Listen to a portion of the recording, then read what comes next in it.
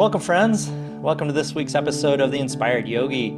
This week we are with Eugene, I'm going to get this right, Antenucci, You correct? got it. All Right. right, Eugene Antenucci, welcome to the show. So, Thank you much for having me. oh man, super excited to have you. So, so you're a dentist, but you do much more than that, and you're into health and longevity. And so, how did you make this leap, Hmm. or maybe it wasn't a leap? How did you make this leap from Well, it was dentistry to a health? progression. It was a progression. When you're working with people, I've been a clinician for over 40 years, and now I'm a little bit of clinician and an educator at school.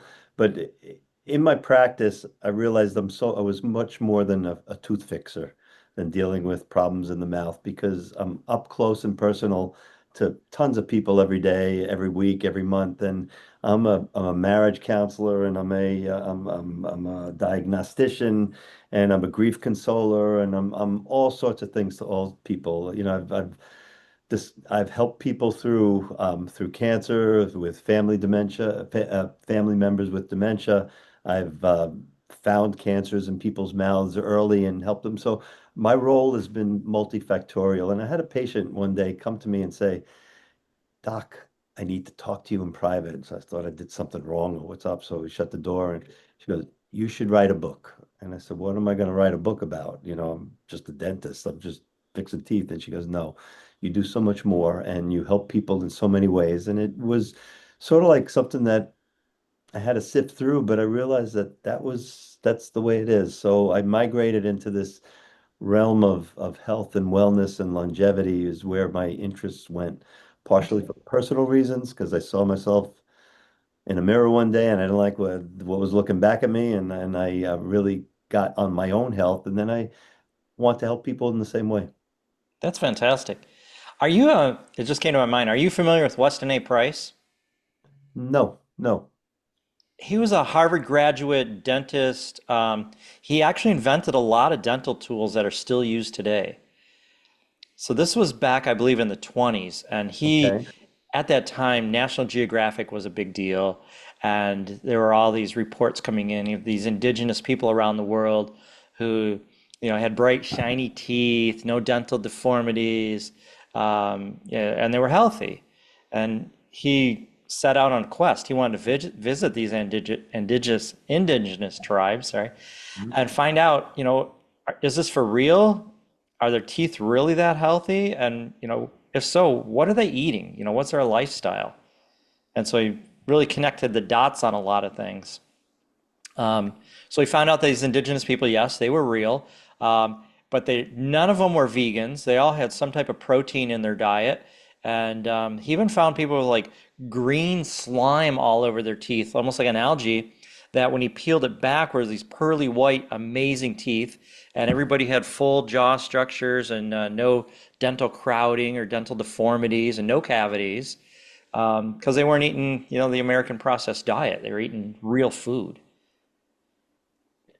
And and that is, I think, the essence of health. It's where things start. There's foundational things that we all need that we've forgot in our culture. We've really left behind. I've spent a lot of time. I grew up as a son of an Italian immigrant, Oh, I'm a and grandson of an Italian immigrant. there you go. There you go. Well, my dad was I lived in both worlds. My dad was never he got his passport, he was an American citizen, but he was always in limbo culturally, and I grew up with that sense. And so we were in Italy so many times, and I always contrasted the Italian lifestyle with the American lifestyle, and they're night and day in so many ways. Good and Hmm. bad, nothing's perfect, but I studied the blue zones. I'm sure you're familiar with it, and I'm sure Yeah. your audience is. And there's an area in Italy that's one of the areas of the world, one of the designated areas of the world that was studied where people live more than anywhere else, over 100, with health and longevity. Mhm. And why? And so I really spent a lot of time looking through my Italian lens at what I knew to be familiar. And one of the books that I've written has to do with, it's called The Italian Longevity Secret, that's coming out, has to do with what makes Italy as a culture so different that they have more people than most other countries living over 100. Not even the zone of Sardinia, but the whole country. And nutrition, excuse me, nutrition is one, movement, exercise, not going to the gym, but just moving because that's Hmm. what's in our DNA. People, being surrounded by the right tribe of people, by people that nurture you, that you soar with eagles instead of being dragged around by turkeys that can kill your life, and balance in your life and purpose and motivation and things like that. That all of these things are not isolated, but they all come together to create health and wellness and longevity as far as our lifespan can take us. Yeah, interesting. My wife just got back from Italy and she was talking about a lot of the differences and the changes and even in the food, she said it's so much fresher. I don't, they don't use GMOs the way we do. Is that correct? No, if you go, if you're living, if you're in Italy, they still are tied to the local sourcing of foods, which is so important. And the Yeah. local sourcing are usually smaller. They're not industrialized farmers. They're people that are growing and bringing like a farmer's market kind of thing. But Yeah. each town is a farmer, it has their own farmer's market, which are their stores, which do things.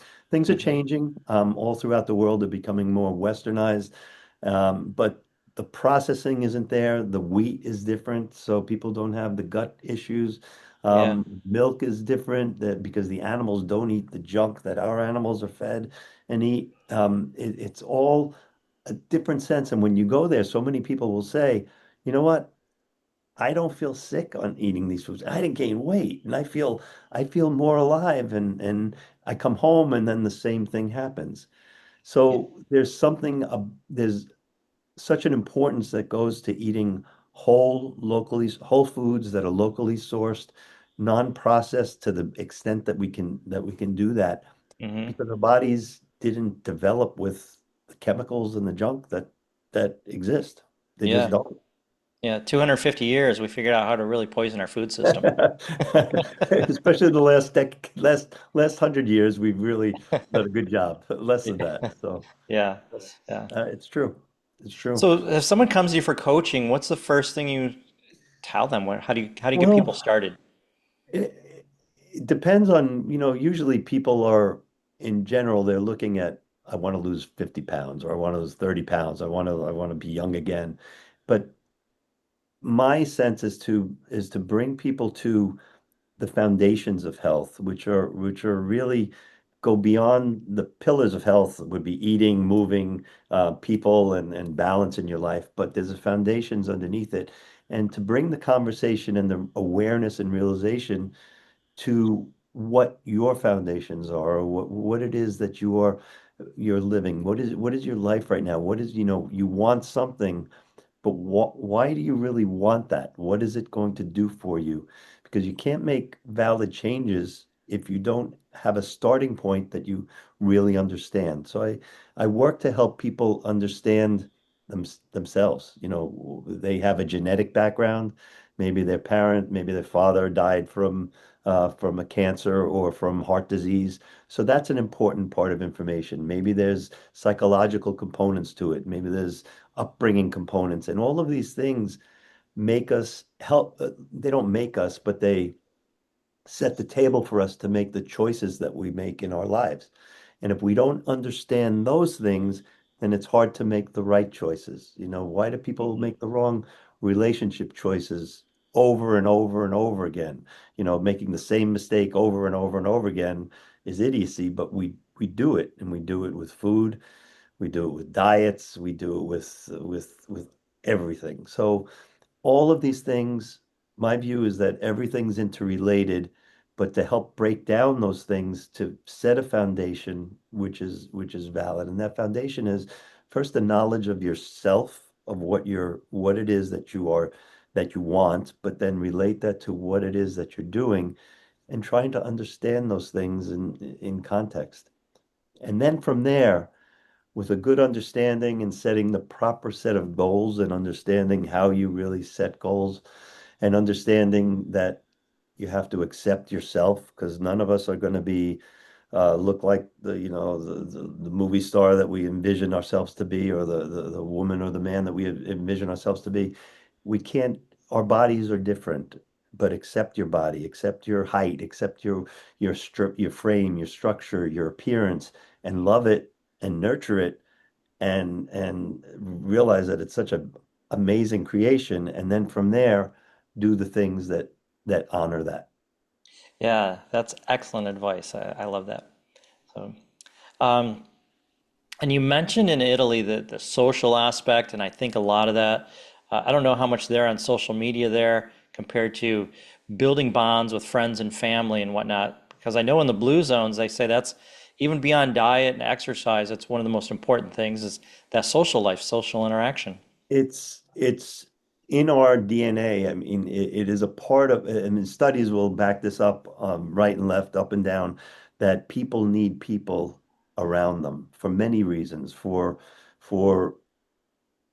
physical reasons where you need support when you're older and you have a group around you, or for comfort when you're sad and you're sick. You need people. You need people to talk to yell at, to learn from, to smile with, to hug. They have to be there. So in Italy, if you go to Italy and you go to a large town or a small town and just go to a piazza, and the piazza is the meeting place. There's really nothing in American towns that's equal in so many ways. The piazza's a center, and you see groups of old men and women and children and families and everything there. And you see people yelling and screaming at each other, and you see people, laughing with each other, and people playing cards. And it's what that does is it's that outlet for that need, and it's the connection with others that's so important, creates hormone changes in our bodies that are positive versus negative. It creates uh, just every aspect of our health. It affects our mentality, and it affects the way that we can approach things. So that's one of the biggest things that you see. The passeggiata is the Italian term for taking the evening stroll. And Mm, you'll see men and women and children arm in arm, hand in hand, three generations walking down the street. And those bonds are important because they're a part of health. As people get older in Italy, they're surrounded by others. And again, things are changing and there's nothing ideal.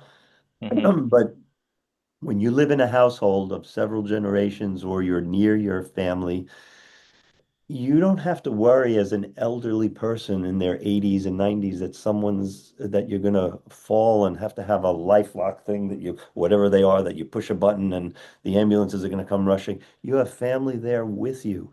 And that mental knowledge is I think a big part of helping people to age and to grow and to live. And it's also teaching the younger people that this is a part of life. So it's a very integrated kind of a system. And again, it's changing. The whole world is changing, I think, for the worst, because we're going, instead of looking at as family being, and some people don't have family. So you make a family, you get friends and you get relationships. But Hmm. family or connection isn't important. I'm important. I'm the center of this universe. I'm God. And everybody has to center around me. That's our view today, which is good and bad. And I think more bad than good in so many ways. Yeah, it's interesting. Eugene, I work as a registered nurse and I go in and I do home visits, and it's mostly with Okay. the elderly. And I'm just amazed sometimes that, I mean, some people in their 70s and 80s, they have no family, no help. And it's like, even sometimes people in their 90s, I mean, they're living alone and they're lonely and they are alone. And it's like Yes. they have no sense of community. They have nobody coming over to check on them, help them out. And it just blows my mind. It's a sad fact it's a sad fact of our society and our life. It didn't exist. I mean, all the data and the research shows 100 years ago, this wasn't the case. Even, in the 1920s, families were still predominantly living together, generations of people, and that changed with industrialization in the middle of the century, it changed, and now it's on the other end of the spectrum where families, it's like a child wants to get the heck out of Dodge and go somewhere else, and they, Hmm. so mommy and daddy are in Idaho or in Illinois, and the kids got to go to New York and they have to go to California, so you have families scattered. Parents get older, they aren't really wanted by their kid. They have these Zoom relationships and everything else, Yeah. but it's an intrusion into lives that have developed separate from family. So it's not an easy thing. It's understandable, but those parents are now left with two elderly people caring for two elderly, caring for each other. One gets sick, and I have so many patients that are like that, that Hmm. have an elderly patient caring for a dementia. There's no choice but to put them in a home, and they cry. It's wrenching, and I'm sure you see that all the time.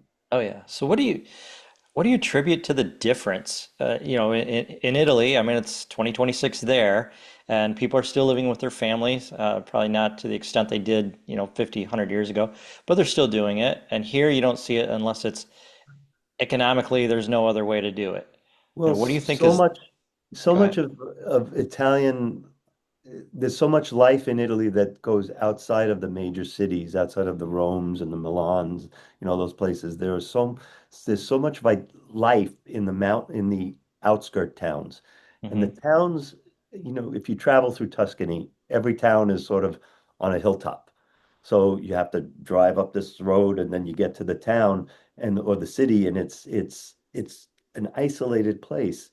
So that engenders some sort of closeness. There's groups of families that still live there, and it engenders that family relationship. And um, the So you think studies this is a geographic thing? partially, it's not, it's more than that, but geography also affects how people culture. It Yeah. affects how people behave and what people do. So it's not yes, and it's not all 100%, but geography is a part of it.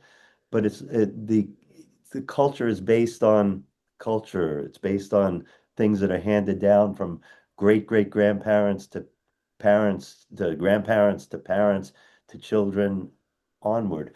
Hmm. And we, as Americans, don't really have that because our oldest, we're 250 years old. We're just celebrating now. That's Yeah. nothing. And you go to Rome and you stand on a corner and you see buildings that are 2,500 years old next to buildings that are 1,300 years old. That it's a different world, and the traditions are more set in stone. I don't want to say set in stone, but they're more set. We are developing traditions. We are a conglomeration of things from here and there and the other thing.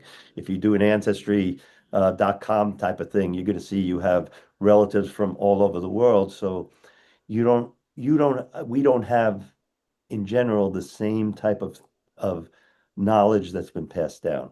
So Hmm. in Italy, um, there's more of that. There's the nonna, the grandma is with the granddaughter, showing her how to form capelli, little pastas with her thumb and making the pasta. And so that is knowledge that's passed down that grandmother learned from her mother.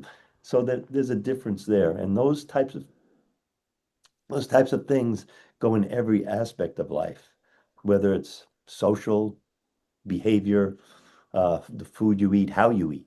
You don't eat a hamburger in the car and wipe your mouth while you're driving. You sit at a table and you sit back and you relax and you have a glass of wine, and you talk and you are with people and you eat slowly and you enjoy and savor the food. That's part of life. That's life, and that's handed Hmm. down, and that's culture, life, and I think those things have an important aspect to health. They do have an important aspect. Yeah. Taking me back to my childhood. Yeah. Every meal was you sit at the table and eat. You eat, and you ask to be excused before you get up, Yeah. otherwise you're in trouble, Yeah. There's none of the right? sitting on the couch or on the floor and eating. Yeah. No. It doesn't happen. And um, yeah, there's a lot to be said about that, about the way our bodies are able to digest food when a meal is eaten intentionally and slowly, when it's not gobbled down in one big bite, and it's prepared differently. The preparation's a part of it. It's a part of the savoring the food. It's a part of enjoying it. It's and that sense is it's not impossible to have in the average American family, but it's something that has to be learned.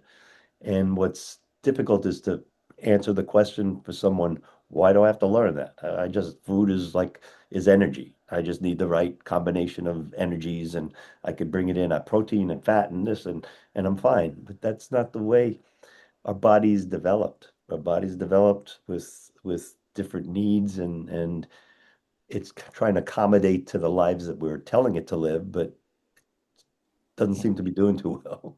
All right. And correct me if I'm wrong, but don't they eat dinner a lot later in Italy? Uh, I know somewhere in Europe they Not do. a lot. Well, in Spain, they eat, from my experience, they eat really late. I mean, they eat Okay, like 10 Spain. o'clock.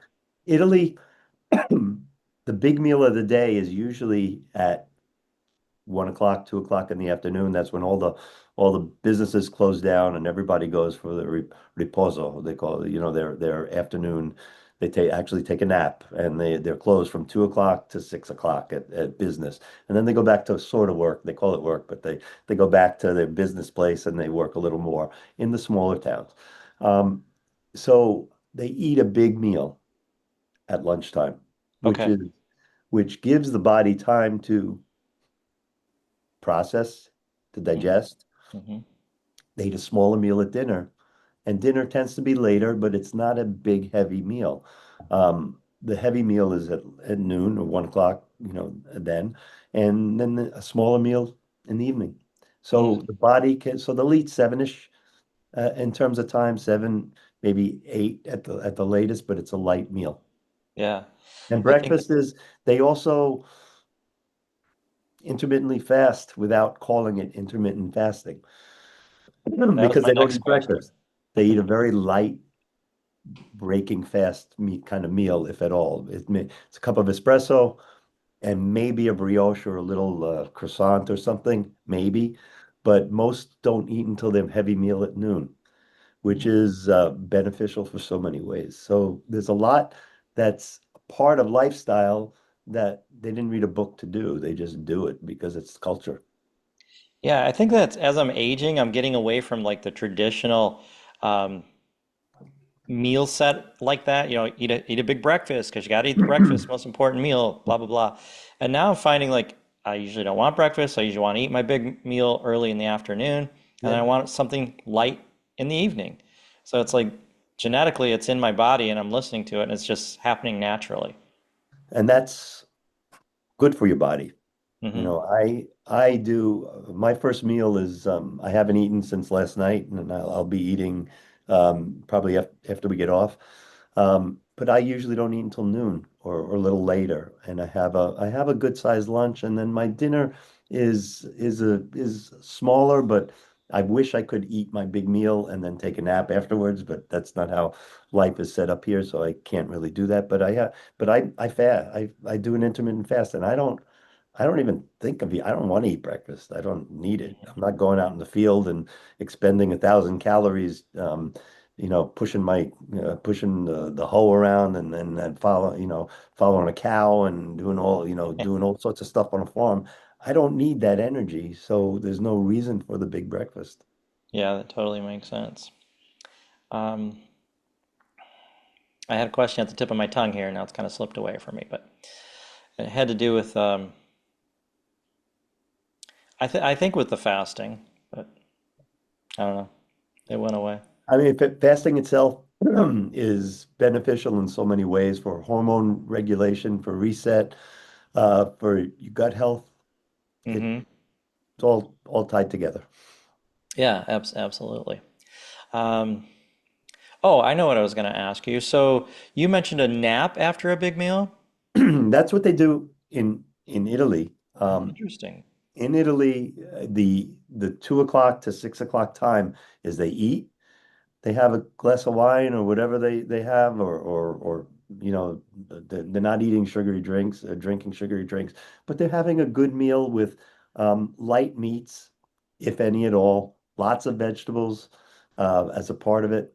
Usually, maybe a pasta, which are carbs, and they're eating that, and then they just go to take a nap. They have these shutters on their windows that block out every bit of sunlight. Yeah. And they go to sleep. And it's kind of weird when you go to some towns, every store you want to go shopping, and when you want to go buy the clothes and do the stuff in Italy, and everybody's closed down until 6 o'clock. You say, what is with this? But that's the Uh, way that's the culture. So they take a nap. And the sleep also is important. It's rejuvenative. And after that they'll take a walk and they'll do their stuff and they'll go to work. because I'm hearing a lot now about, after you eat, you should take a 20-minute walk.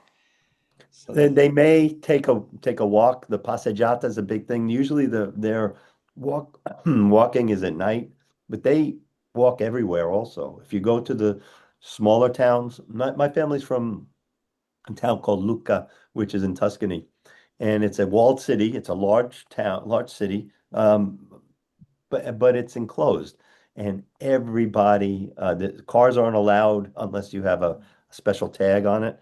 So everybody's bicycling, walking, and everything else. So they walk all day long. So um, it's a part of their lives. But it does make sense to not.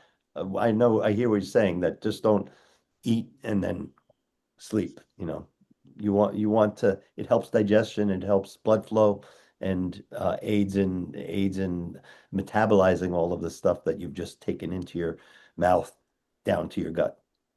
yeah, yeah, absolutely. That sounds like a great lifestyle in the town you were from. Everybody biking, walking, getting out, I, no it's cars. there's I have 1,000 pictures of, I don't know, it's like enough. My wife says enough already, but of old, like 80-year-old men on a bicycle, or these old elderly women have to be in their 70s and 80s riding a bicycle, with groceries on the back of the bicycle and a little basket in the front, and saying, the grandmas I know in that I grew up with on Long Island, I know they're walking around with a walker with tennis balls on the bottom, and these ladies are riding their bicycles, going shopping and sweeping in front of their shops, and it's a different world. I, Yeah, and there's this weird, I don't know. I meet people, a lot of people that are, mid 60s to high 60s, and they act like they're at the end of their life. They'll be like, "Yeah, well, I'm there 65 now." you I'm like, go. 65? Yeah, What? So what? exactly. I play pickleball with 80-year-olds. There you go. And they look at me like, No, "Really?" that is an unfortunate aspect. As a dentist, I've been with so many dentists that are older than me, that have mentored me, but they all have a mentality, I'm going to retire at such and such an age. And it's Mhm, like, okay, when you're younger, you say, okay, I have to live for retirement. Then you realize it doesn't make any sense in the world. I don't want to live to then just do nothing, which is a big problem with health also, because mhm. purpose is a big part of health. Yeah. And so many studies show that. So if you stop what you're doing, because what you do is a lot of who you are, like it or not, what you do is a part of your personality. And you stop that, and then you're home, you can tinker so much, you can only fix so many things, you can only bug your wife or your husband for so long. Life is going to get monotonous. And at 66, after you've retired at 65, you're ready to go crazy. You need purpose in life. You need to do and to create and to be and to Hmm. Yeah, I agree with you. For some reason, early in my 20s, I tuned into that and I was like, I don't ever want to retire. Yeah, I don't either. I don't I'm want to. 69. I don't, Okay. I'm not looking forward to, I stopped I sold my practice. I Uh-huh. stopped full-time practice, but I'm working as hard here at the university, and I'm still seeing patients, and I'm with tons of students and tons of responsibilities, and I'm not gonna stop this. Excellent. Yeah. That I think that's wonderful. I mean, so many people are just like, yeah, I'll get on Social Security and do nothing. It's a waste of life, man. Yeah, I was in Italy, in Amalfi, and behind the town of Amalfi is it's called the Path of the Gods, and it goes. It's no cars are up there, but there are houses and people live there, and it's a good climb. And we came to this house and there were chickens and some goats and stuff there. And there were two women. One was a little younger than the other, but the older one was in her 80s. The younger one was probably in her 60s or late 50s. And this she's sweeping. And so I speak Italian. I asked her, I said, stupid, stupid question, but what do you do here? It's like, oh God, what did I ask her that for? But and she looked at me and she was polite. She goes, well, we live here and we tend our house and chicken and I said, and I asked her, how do you get down to town? She goes, well, we walk, and it was maybe 15 minutes up a steep incline. And so as we're talking, the older lady was getting angry and angry. She goes, what do you mean, what do we do? We live, and that was it. We live. Yeah. You stupid American, we live, and I could see. And she says, I owned a restaurant until a few years ago down that hill, and every day I walk down and up and down and up and down and up. And that's why she's vital. I mean, that's part of it, you know. So they don't think of retire. You can't retire from living. You just got to live. But if you don't Right. have a purpose, then you have nothing to live for, and then you sit in a chair and watch whatever cartoony thing is AI has developed on TV, and you veg out, and that's your life. Oh man, you mentioned cartoons. When I worked in the hospital, I could not believe how many adults literally watched cartoons in their hospital rooms. It would like Uh, drive me crazy. it drives me nuts. We have a son that's in engineering school and come home and he's watching. I don't even know these stupid. I don't even want to know what they are, but they're all cartoons. Yeah, I call them cartoons. It's not cartoons. It's an animation. It's yeah, from Disney. And I said, okay, so you're watching a Disney show and you're an engineering student. You're 20 something years old. What's something you learn from that you can that will make your life better? And yeah. but whatever. I show my age. I'm right there with you. I'm only a few years behind you. I'll be 62 now, so There you go. yeah. Yeah. So you're working with people on health and longevity and teaching at the college. What college are you at? It's LSU, Louisiana State University School of Dentistry. Okay. So it's our health sciences center, and I am with the senior students. Actually, they're in clinic treating patients, and so they're developing clinical skills, and they're overseen by the several different doctors that are on staff. I also have a full day of treating my own patients in a private clinic setting here. Okay. So when that woman came to you, and said, "Hey, you need to write a book." What was your Mhm. first? You mentioned in your last book. What was your first book? My first book was Journey of a Thousand Smiles, which was a book. It's in print. It's on Amazon. It's a book made for. It's about explains dentistry in layman's terms from a Okay. dentist to patients, so patients can understand. But it looks at dental health as being interrelated to every other aspect of health. So it was a dental focused book looking at health. The books that have written after that looked at health as dent teeth are a part. Oral health is an important part of health, but there's so much more to health, and I break health down and look at it. So the first book was Journey of a Thousand Smiles. I like that name. That's really cool. So when you say you break health down, so I'm guessing it's probably by chapter. Um, Yes, I looked at I talked about foundations that came from my thinking in the book that I look at it as a building with pillars and the picture in the book is like a Greek built pantheon with four pillars, and the roof of the pillar is long vital life is what we want to create. Yeah. And the pillars are nutrition and purpose and movement, nutrition, balance, movement, and relationships. Those are the pillars.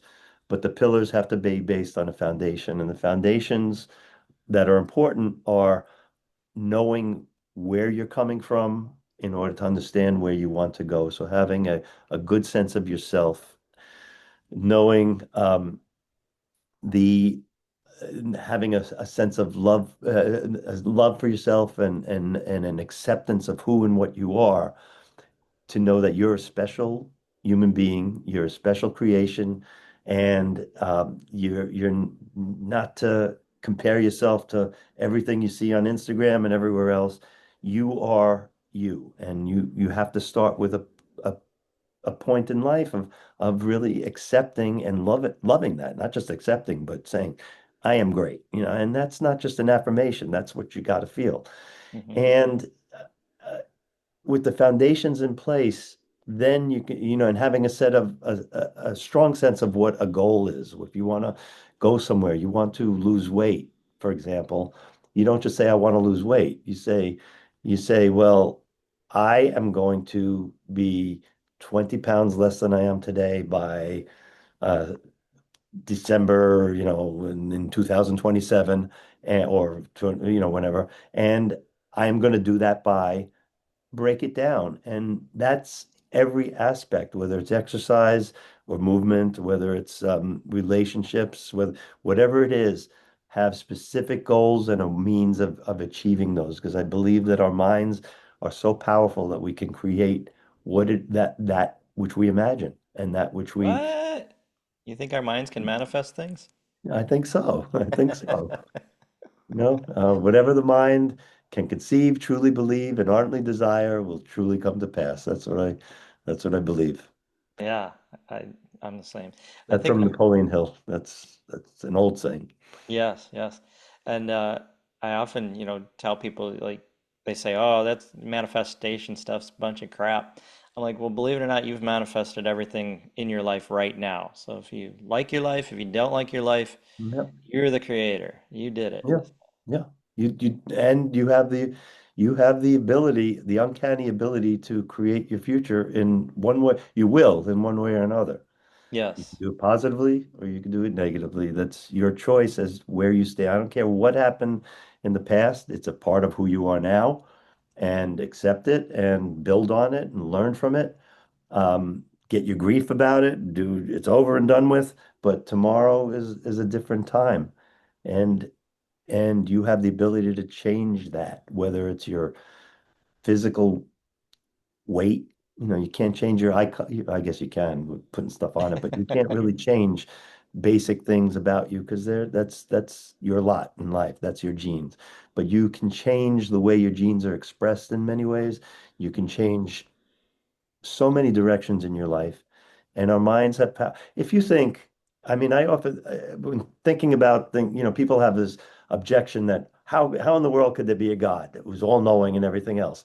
And that's a hard question to answer, but we do accept that there are government entities that can know every single thing, or Google can know every single thing. I can mention a Fiat or a car or a Buick, and then I'm getting Buick things on my phone. Hmm. There's all knowing that's and we don't see these waves and things in the universe. How do we know what exists and what doesn't exist? We are just a small entity, an important entity, but we're a small entity in a big show. And a lot goes on. And so we have to have that understanding that we can be connected to things and we can create things, and our minds are more powerful than we give them credit if we do the things that make them stronger, like we would our biceps or any other part of our bodies. Oh, I totally agree. What things do you advocate for making the mind stronger? Well, I things I advocate are, number one, get rid of the obsession and the dependence on screens. Limit that, because that is draining our minds. It's draining our attention. It's draining our focus. It's changing the way that we think. So that's imperative. It's imperative to not be to lose the dependence, or to have sacred time in our lives or special time in our lives where we don't. So that's a big part of it. Reading is a big part of it. Not I want to talk more, but just about that because it's I agree. It's so important, and you see so many people. I'm guilty of it, spending so much time on my phone.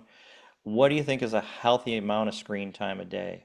uh, that's I don't know. Roughly. Uh, less than more. I don't.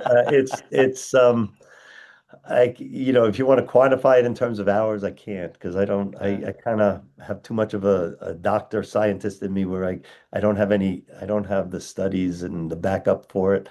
But I would say that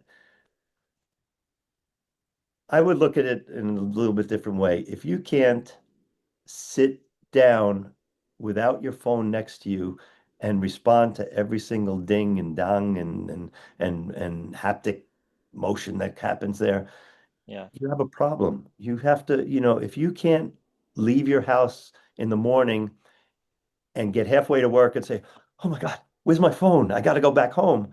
If you can't do without your phone for the day, then you have to say to yourself, "I have an issue that I have to deal with." And I would say to find that space, do without a phone. Do put the phone away, put it in your drawer, shut the drawer, and see how long you can go and understand what it is that your body is craving and going into withdrawal from. Because it's actually the case, and not so much for us.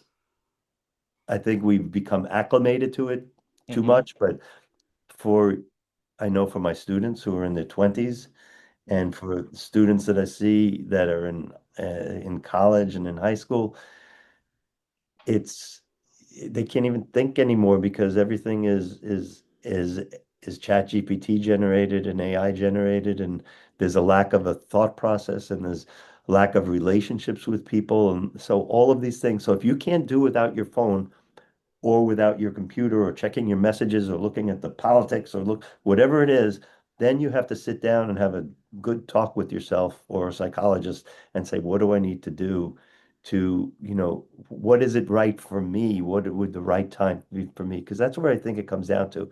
All of us are different. We could take different stimuli. Some people can't take, shouldn't have any extra stimulus. Hmm. What do you think Um, it is if you put your phone away and you're craving it? What do you think it is for most people that they it's an addiction. an It's a addiction, but reward. what are they addicted to? The brain's I think there's been a rewiring of the brain and the Hmm. pathways. Our brains are connections of pathways. They're train tracks, and the train goes this way and it can go that way and all over. And when we are dependent on devices, those pathways have been rewired, and they've been rewired in a way that's not at all natural to our genetics, our DNA. Our DNA did not in any way grow up. They grew up with a whole different mindset of solving problems and communicating and dealing with people. So this is hitting a part of our brain that that's attractive, that's addictive, that releases hormones, and that becomes even more addictive because you have gratification when you do an Instagram post and you get 50 likes or only 3 likes, and you get angry and upset. So you see what's up and you look at somebody else who's got 10 likes on their post, or whatever, whatever it is, it becomes addictive, and there's positive and negative hormones. There's stress hormones that come out, and there's endorphins that come out, and all of these things are gratification and need for more, and it builds and builds and builds, and we go to that. And I've never done cocaine or any drugs like that, but I imagine that that's what people do. They have something and it's good, and it's so good that they need more, and then they can't do without. And I think it's a similar type of event. So there's a rewiring in the brain, and that is different when you have kids or individuals that grew up with ADHD, and the devices are known to be detrimental, and they're Hmm. known to be addictive in a brain that is attracted to that. It just wires things in that direction completely, and I think really prevents good, clear thought. So It prevents relationships. It prevents, a relationship becomes a digital relationship, but uncomfortable. I've had people come to me for interviews where they can't look me in the eye, and I feel like I'm in a religious service because they're talking to me like like this, and it's like just chill, just look at me, Yes. speak to me, and it's a sad thing to see, and I think that's going to be the biggest challenge to deal with as time goes on in terms of the way people have been acclimated to devices and to instant information and instant gratification from instant information, and not having to think to solve a problem, but to just look it up. Um, it's going to be a challenge.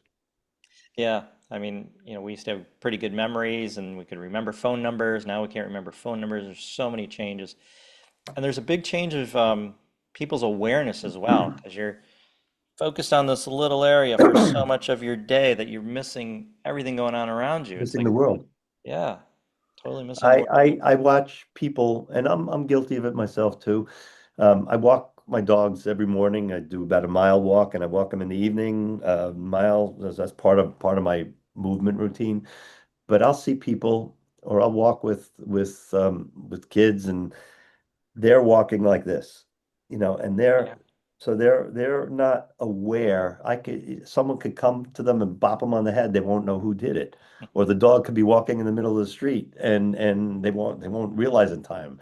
People have walked into fountains watching their Oh, device, yeah. looking at the People have been hit device. by cars. Yeah, hit by Yeah. cars or walking over cliffs. So yeah, I mean, it's insane, but that attention is there to Yeah. watch TV, have a phone, and have an iPad at the same time isn't good. I mean, physiologically, I don't see anything that it does, and it affects the way that you can learn and study and Mhm. interact and relate, and you know, Yeah. And I'm so guilty of that. Sometimes I'll have the TV on, I'll have my laptop going, I'm on my phone, I'm doing yeah, all three of these things at once.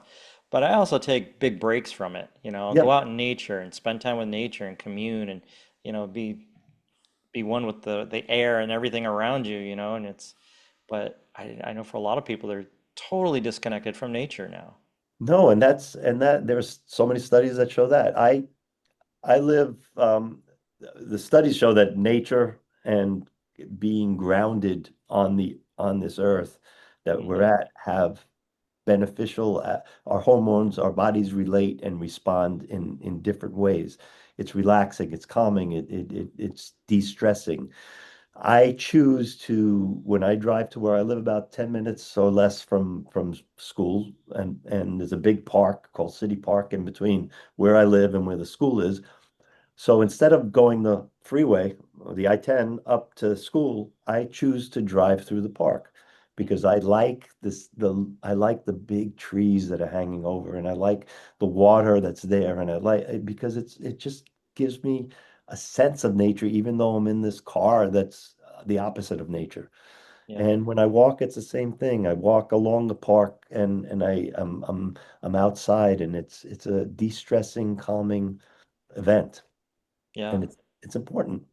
I agree. I agree. It's very important.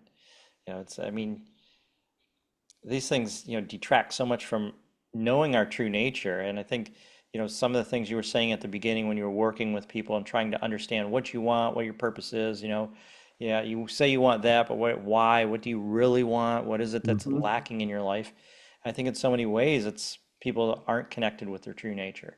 And as they No, get away from that connection, they don't even understand, like, what does that mean to be connected to my true nature? no, that don't understand, and they're able to, conversations are become difficult because people don't want to look into themselves. Hmm. They don't want to look in a mirror and understand what it is that they're seeing and what they don't like about what they see. Yeah. They have the sense that, just like with a phone, I can cut off the person that I'm talking to, and I don't have to ever speak to them again. I'll just block them and they're done. So when there's a conversation and a hard question is asked, I don't have to answer that. Go what? I'm just walking out of the room and that's it. So it, it it's it's insidious. It's little by little by little. That sense is that part of humanity is gone, and that's a Yeah. you're talking about family. When a family's together, families aren't perfect. Can be the worst thing in the world sometimes, Mm, but in a family, you learn to deal with conflict, and for the most part, you just don't say, I'm out of here. Especially when you're 5 years old, you don't do that. You learn to deal with conflict. yeah. You learn that people fight and then people hug. And that's the way it is. And it's not that, well, I don't like what you said. I'm not ever talking to you again. It's a different thing. Or I don't want to listen to what you're asking me to do. So I'm not even going to think about that because it's too uncomfortable for me. Hmm. And then there's the whole irony because, like, yeah, we're wanting to help people make the world a better place. And then one of the ways that we need to do that is to use social media and use our phones and use our tablets and all that to create content to reach more people. Yeah. It's like, It's a strange world. Yes. Yes, but the I love contact with people. I love, I enjoy being like this morning I had to give a lecture to 80 students and mhm, it's great because there's interaction, there's questions, there's back and forth.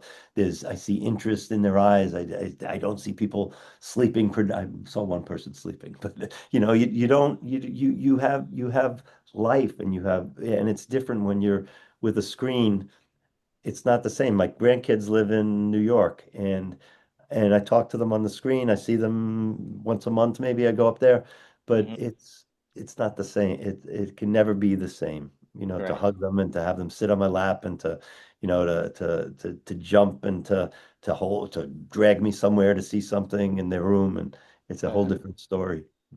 I totally get it. I have five now, and it's just the biggest joy getting to interact with them. And mine live in Michigan, so I have Okay. the same kind of Yeah, thing. You know, you get that screen time, but it's not the same. not the same. Yeah, yeah, totally. So, anything else you want to share with our audience today before No, we wrap up? it's just I just when I speak to people, I really want them to get the sense that everything they do in life is interconnected. There's nothing, it's not siloed, it's not separate. It's not like going to specialists for everything. It's like everything comes together and you push here and you're pulling there.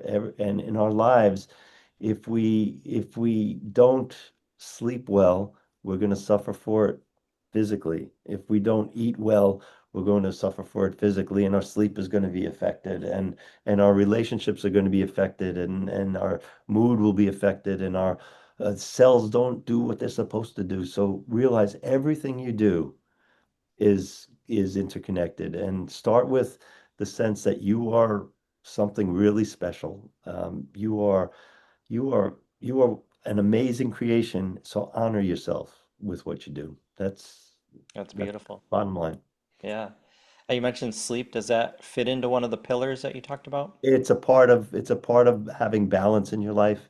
Okay. Yes, you need and sleep is so important because it's when our bodies recover, it's when our cells are able to rejuvenate, our brain can dump all its stuff from the day and then go through these crazy dreams and recircuit itself and we can wake up refreshed and there's no magic number, or 8 is the magic number, but 7 to 9 hours is really what we should be getting. It's Hmm. difficult, but it's what we should be getting. But our bodies need it to get rid of the waste and the waste in the cells and to dump the junk and to start fresh the next day. So sleep is very, very important for health and longevity. Yeah, I agree. So if you were to give like three biohacks like to the audience right now and say, if you could do these three things, you're going to have better health and longevity and happiness in your life. What do you think Well, they there are four, are? but Perfect. three, but eat wisely, Okay. have the sense that whatever you put in your mouth, ask yourself the question, is this honoring my body? Is this the right thing? And do the things that are necessary to understand what good nutrition is. There's so much information out there, but there's really good nutrition, there's okay nutrition, but honor your body with the right kind of nutrition. Move. If you have a choice between walking up a flight of stairs and taking an elevator, walk the stairs. If you don't have stairs and whatever, dance in the kitchen while you're waiting for dinner, while you're cooking dinner, or walk the dog, or walk without a dog, just have a leash without a dog, or just walk, just do stuff. Run in place if you don't have to go to a gym. Don't have to get all fancy dressed. So move. And Mhm. the last thing would be surround yourself with people that are going to uplift you and contribute to your life and who you can contribute to. And then the last thing would be balance. Have balance between your spiritual life, your nutritional part of your life, the people that you're with, and all these things don't guarantee you health. They don't guarantee you longevity, Mhm. but they do put you on the road that you can push off your expiration date and live with a sense of vitality and strength. Perfect. Perfect. That's great advice. Thank you. And thank you so much for taking your time to be on the show today. Oh, it's my pleasure. It's my pleasure. Yeah. Hey, check out the Weston A. Price Foundation. Okay, we'll do. We'll They, do. he's long passed, but they've got a strong As you were foundation. speaking of it, I remember lectures in dental school way back when that talked about it, and I'll look them up. But I do think I understand. I know the studies or and the things that he was looking at. Yeah, I think you'll appreciate some of the work Thank he's you. done and what Thank they're you. doing with the foundation. All right, Eugene. Thank you so much for joining me Take care. today. My pleasure. My pleasure. Enjoy.